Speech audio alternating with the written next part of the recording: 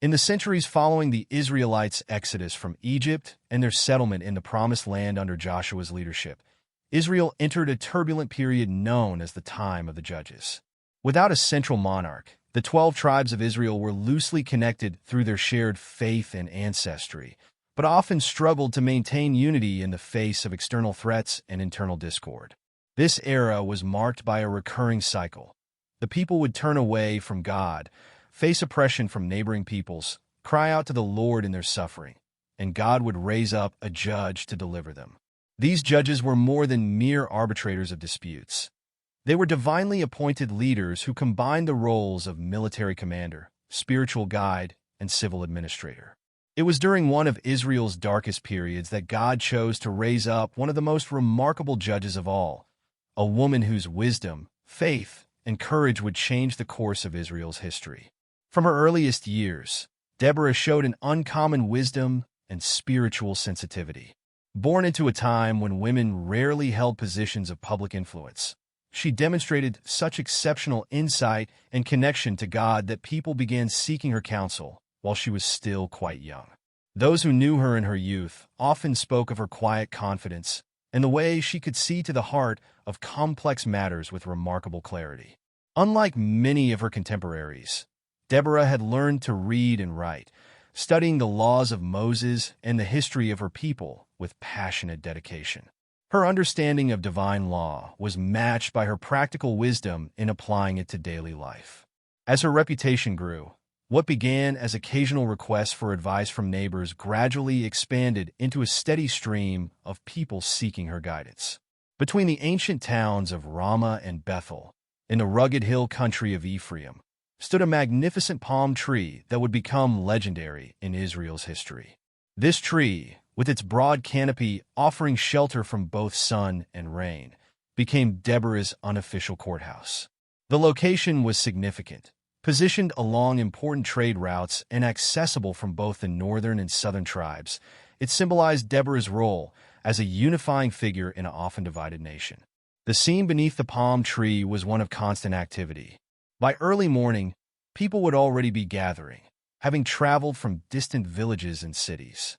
Some brought property disputes, others sought counsel on religious matters, and many simply came to hear her wisdom. Rich merchants in fine robes might be seen waiting alongside humble shepherds, for Deborah showed no favoritism in her judgments. Her methods of judgment were unique. Unlike other leaders who might make quick decisions based on precedent alone, Deborah took time to understand the full context of each situation. She would often ask probing questions that revealed the deeper issues underlying surface disputes. Those who came before her frequently found themselves discovering solutions they hadn't considered, guided by her careful questioning and insight. The peace and prosperity that Israel had known under previous judges had given way to a time of great hardship. The Canaanites, under the powerful King Jabin of Hazor, had rebuilt their kingdom to become a formidable force in the region. Jabin's military might was centered in his army of 900 iron chariots, commanded by his general Sisera. The Canaanites' technological superiority in ironworking gave them a tremendous advantage. While the Israelites still relied largely on bronze weapons, the Canaanite forces wielded iron weapons and operated their terrifying chariots with devastating effectiveness. These chariots were masterpieces of ancient military engineering, equipped with iron-rimmed wheels and often fitted with sharp blades that could cut down infantry. The impact of Canaanite oppression touched every aspect of Israelite life. Farmers were forced to abandon their fields in the fertile valleys, retreating to the relative safety of the hill country. Trade caravans, once a common sight along the ancient highways, now moved in secret by night or ceased altogether. The once bustling marketplaces fell silent, and many craftspeople found themselves unable to practice their trades. Villages that had once been centers of community life were abandoned as families sought refuge in caves and mountain strongholds. The simple acts of drawing water from wells or tending flocks became dangerous undertakings. The Canaanites imposed heavy taxes and would often raid Israelite settlements, taking food, livestock, and valuables. Beyond the physical hardships, this period of oppression created a deep spiritual crisis among the Israelites. Many began to question why God had allowed this suffering to continue for 20 years. Some turned to the gods of the Canaanites, hoping to find favor with their oppressors' deities. Others maintained their faith, but struggled to understand God's purpose in their trials. It was during this time that Deborah's role became increasingly important. Under her palm tree, she not only settled disputes, but also helped people maintain their faith and understanding of God's laws. She reminded them of God's faithfulness throughout their history and helped them see their current trials as a call to return to true worship. One day, as Deborah sat in judgment under her palm tree, the presence of God came upon her with unusual power. The regular crowd of petitioners fell silent as they saw her countenance change. God's message was clear. The time had come for Israel's deliverance. The Lord revealed to her not only that freedom was coming, but also the specific strategy by which it would be accomplished. With this divine instruction, Deborah sent for Barak, son of Abinoam, from Kadesh in Naphtali. Barak was known as a capable leader, though he had been forced to keep a low profile during the years of oppression. The messenger found him working in his fields, trying to scratch out a living from the rocky soil of the highlands. When Barak arrived at the palm of Deborah, he found not just the judge he expected, but a gathering of tribal elders who had been summoned to hear God's plan. Deborah's voice carried across the assembled crowd as she delivered the divine message. Has not the Lord, the God of Israel, commanded you? Go, take with you 10,000 men of Naphtali and Zebulun, and lead them up to Mount Tabor. I will lead Sisera, the commander of Jabin's army, with his chariots and his troops to the Kishon River and give him into your hands. The words hung in the air as Barak absorbed their significance. The elders murmured among themselves, some with excitement, others with skepticism. 10,000 men was a significant force, but how could they stand against Sisera's iron chariots? Barak himself wrestled with the magnitude of what was being asked of him. After careful consideration, Barak made a response that would be remembered throughout history. If you go with me, I will go, but if you don't go with me, I won't go. His words revealed both faith and fear. Faith in God's power working through Deborah, but fear of taking on such a momentous task alone. Deborah's response was both a promise and a prophecy. Certainly I will go with you, she said, but because of the course you are taking, the honor will not be yours, for the Lord will deliver Sisera into the hands of a woman. The significance of these words would only become fully clear later, but they highlighted an important truth. God's plans often unfold in unexpected ways through unexpected people. The task of gathering 10,000 men from Naphtali and Zebulun was not simple. These tribes had been living under oppression for 2 decades, and many men were hesitant to leave their families vulnerable. Barak and his messengers traveled from village to village, sharing Deborah's prophecy and calling for volunteers. The response varied. Some men stepped forward immediately, inspired by the possibility of freedom. Others needed convincement, asking for proof that this was truly God's plan. Deborah's reputation as a prophetess proved crucial. Her involvement gave credibility to the call to arms. As the army gathered at Mount Tabor, Deborah and Barak worked to transform this collection of farmers, shepherds, and craftsmen into a fighting force. They organized the men into units, appointed commanders, and established signals and strategies for the coming battle. The men trained with whatever weapons they had. Many brought farming tools converted to weapons, while others carried ancestral swords and spears that had been hidden away during the years of oppression. What they lacked in military equipment, they made up for in determination and faith in God's promises. Mount Tabor rose majestically from the Jezreel Valley, its distinctive rounded summit reaching nearly 2,000 feet above the surrounding plain. This mountain was no random choice for the Israelite army. Its position offered several crucial advantages. From its heights, scouts could see for miles in every direction, making it impossible for Sisera's army to launch a surprise attack. The steep slopes would also neutralize the Canaanites' greatest advantage. Their chariots could not climb the mountain. The Israelite army established their camp near the summit, where springs provided fresh water and the trees offered cover from enemy observers. Each evening, the men would gather in small groups, sharing meals and stories, drawing strength from each other, and from their faith in God's promises through Deborah. When word reached Sisera that the Israelites had gathered at Mount Tabor, he initially dismissed them as a minor threat. However, as reports came in about the size of the force and Deborah's involvement, he realized this uprising required his full attention. He summoned his entire army, including all 900 iron chariots, determined to crush this rebellion decisively. The assembly of Sisera's army was an impressive sight. The iron chariots, each pulled by trained horses and carrying a driver and warrior, were polished until they gleamed in the sun.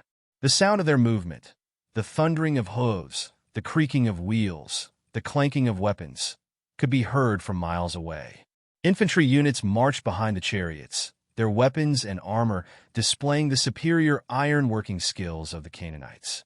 As the two armies prepared to meet, nature itself seemed to align with God's plan. What began as a few dark clouds quickly developed into an unprecedented storm. The clear skies that had allowed Sisera's army to maneuver their chariots effectively were suddenly transformed into a tempest of biblical proportions. The rain fell in sheets, turning the Kishon River from its usual gentle flow into a raging torrent. The plain, which had been ideal ground for chariot warfare, became a quagmire. The very technology that had made the Canaanites invincible now became a deadly trap. The iron chariots, so fearsome on dry ground, began to sink into the mud. Horses panicked, wheels stuck fast, and the once orderly formations dissolved into chaos. Watching from Mount Tabor, Deborah recognized the divine timing. With clarity and authority, she turned to Barak and declared, "Go. This is the day the Lord has given Sisera into your hands. Has not the Lord gone ahead of you?" Barak's response was immediate. Leading his 10,000 men down the slopes of Mount Tabor, they charged toward the struggling Canaanite army. The Israelites, who had been at a severe disadvantage in terms of equipment and training, now found themselves with an unexpected advantage. Their lighter armor and familiarity with the terrain allowed them to move more easily through the muddy conditions. The battle that followed was unlike anything the veterans of either army had experienced. The Canaanite charioteers, realizing their vehicles had become death traps, abandoned them in desperate attempts to escape on foot. The expensive horses, trained for battle but terrified by the storm and chaos, added to the confusion by bolting in all directions. The Israelite forces, inspired by Deborah's leadership and God's clear intervention, fought with unprecedented courage and coordination. Years of oppression had built up a fierce determination that now found its release. The Canaanite infantry, accustomed to fighting alongside their chariots, found themselves isolated and overwhelmed. As his army crumbled around him, Sisera realized the battle was lost. In a final humiliation, the commander who had terrorized Israel for 20 years was forced to abandon his chariot and flee on foot, leaving behind his weapons and armor, which would only slow him down in the mud. He ran northward, seeking any possible escape from the disaster. In his flight, Sisera came upon the tent of Jael, wife of Heber the Kenite. The Kenite were descendants of Moses' father-in-law and had traditionally maintained peaceful relations with both Israelites and Canaanites. Heber had specifically aligned himself with Jabin's kingdom, making his settlement appear to be a safe haven for the fleeing commander. Jael, seeing Sisera approach, went out to meet him. This itself was unusual, as custom dictated that men should not enter a woman's tent unless invited by her husband. However, these were desperate times, and Sisera was beyond caring about such protocols. Jael's welcome seemed genuine. "Come, my lord, come right in. Don't be afraid." Her words must have been a comfort to the exhausted commander. She offered him milk instead of water, a generous gesture that also served to make him drowsy, and covered him with a blanket when he lay down to rest. Sisera, believing himself safe, made one final request: stand in the doorway of the tent. "If someone comes by and asks you, 'Is anyone in there?' say no." Jael agreed, and Sisera, exhausted from the battle and flight, quickly fell into a deep sleep. As Sisera slept, Jael faced a momentous decision. She understood the historical significance of this moment. The commander who had oppressed Israel for so long was lying helpless in her tent. Though her husband had aligned with the Canaanites, Jael's own sympathies appear to have lain with the Israelites. With quiet determination, she took a tent peg and a hammer, tools she was expert in using as a nomadic woman who frequently set up and took down tents. Moving silently to where Sisera lay, she drove the peg through his temple with such force that it pinned him to the ground. The mighty commander who had terrified Israel for decades died without even waking. Barak, still in pursuit of Sisera, arrived at Jael's tent sometime later. Jael went out to meet him, saying, "Come, I will show you the man you're looking for." When Barak entered the tent, he found his enemy already dead, killed not by a warrior's sword, but by a woman's tent peg, fulfilling Deborah's prophecy that the Lord will deliver Sisera into the hands of a woman. The death of Sisera and the destruction of his army marked the beginning of the end for Jabin's kingdom. Without their fearsome commander and their mighty chariot force, the Canaanites' power quickly crumbled. The Israelites, energized by their victory, pressed their advantage until they had completely broken Jabin's power. In the aftermath of their tremendous victory, Deborah and Barak composed a song that would be remembered through generations. This powerful hymn began with thunderous praise. When the princes in Israel take the lead, when the people willingly offer themselves, praise the Lord. The song painted vivid pictures of the battle, describing how the stars themselves fought against Sisera and how the ancient river Kishon swept the enemy away. Through poetic verses, Deborah recounted how different tribes responded to the call to battle, praising those who came willingly and questioning those who stayed behind.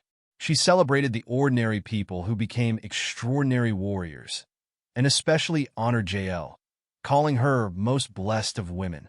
The song captured not just the events of the battle, but the emotions, the divine intervention, and the human courage that made victory possible.